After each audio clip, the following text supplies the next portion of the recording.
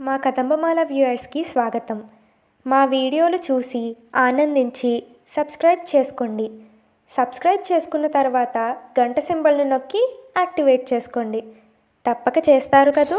ஓங்கி உலகளந்த உத்தமன் பேர் பாடி நாங்கள் நம் பாவைக்கு சாற்றி நீராடினால் தீங்கின்றி நாடெல்லாம் திங்கள் மும்மாறி பெய்து ஓங்கு பெரும் சென்ன லூடு கயலுகள பூங்குவளை போதில் பொறிவண்ட கண் படுப்ப தேங்காதே புக்கிரிந்த சீர்த்து முலை பற்றி வாங்க கடும் நிறைக்கும் வள்ளல் பெரும் பசுக்கள் நீங்காத செல்வம் నీరైందేలోరింబావాయ్. దానికి ప్రధాన ప్రతిఫలము శ్రీకృష్ణ సంశ్లేషమే. దీనిని చేయడానికి అనుమతించిన వారికి కూడా ఫలితం దక్కుతుంది.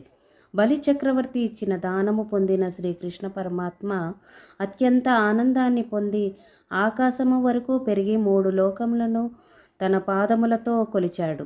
ఆ పురుషోత్తముడగు పరంధాముని దివ్యచరణాలను దివ్యగానమును పాడి మేము ఈ దివ్య ధనుర్మాస వ్రతమును చేసే నిమిత్తం మార్గళి స్నానాన్ని ఆచరిస్తే దేశమంతయు నెలకు 3 వానలు పడి ఈతి బాధలు లేక సమృద్ధిని సూచిస్తాయి.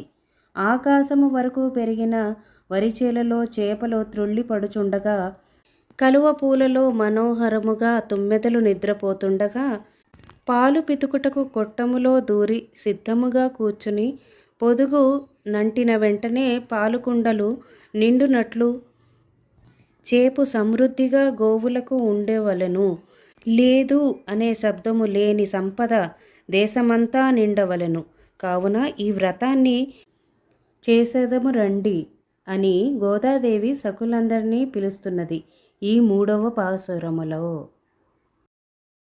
ஆழிமலை கண்ணா ஒன்றனே கை கரவேல் ஆழியுள் புக்கு முக்குத கோடார் தெரி ஊழி முதல்வன் உருவம்போல் மேய்கரித்து பாழியல் தோளோடை பத்மநாபன் கையில் ஆளி போல் மின்னி வலம்புரி போல் நின்று திறந்து தாழாதே சாங்கம் உதைத்த செரமலை போல் வாழி புலகினில் பேதிடாய் நாங்களும் மார்கழி நீராட மகிழ்ந்தே లోరెంపావాయ్. ఓ గంభీర స్వభావుడా, వర్ష నిర్వాహకుడా, ఓ పర్జనదేవ, నీవు దాతృత్వములో చూపు ఔదార్యమును ఏమాత్రమును సంకోచింప చేయకుము.